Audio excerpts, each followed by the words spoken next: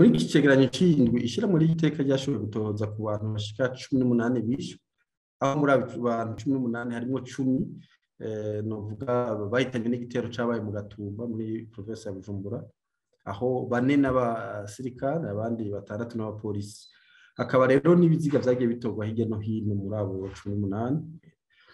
Ikindi cyane nuko hari abantu 2 banyurujwe, aho ndetse mbere umwe mu banyurujwe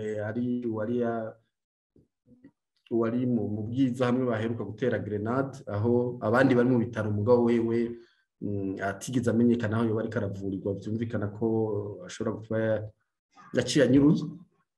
Akaba rero n'abandi 7 bahagaritswe bidaciye mu mategeko. Ishira muri igiteka rikaboneraho akaryo kugira ngo rihamagarire leta yicarira ikibazo cy'umutekano, uko turiko turaraba abo bantu abapolisi bishwe, abasirikare bishwe, bari ku kazi k'igihugu cari kibakeneye. Tugera tuti rero nyabuna leta ariko gufata akanyike karabaza iti none kubera iki ivyo bitero biguma yicarira ico kibazo gitorera inyishu, uko ibibazo bijanye n'umutekano ni vya leta n'ibwizo gutorera inyishu.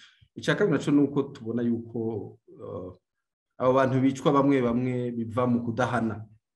Tugahamagarira leta y'u Burundi rero yuko hagurukira kudahana, kuko niko novuga amabi meshi akogwa kubera kudahana abantu bakora ivyo bintu badahana. Umushira mu iteka abagize icyo bitero novuga by'amagrenade n'ibirwanisho twashoboye kumenya babikoze, mugabo kuri abo bandi biziga vyagiye bitorwa hirya no hino haravugwamo imbonerakure, igipolisi ndetse mbere n'abakora muri documentation.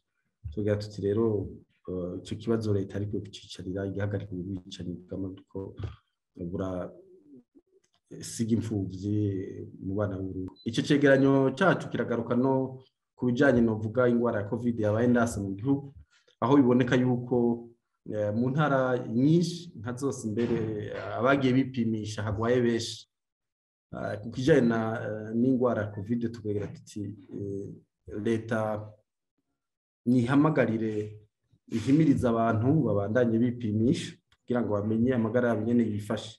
Ikindi naco nuko yorondera inshansho zikwiye igahimiriza n'abantu bakaziteza kugira ngo ikingire abarundi n'abari mu gihugu ndetse mbere n'ibihugu byo mu karere.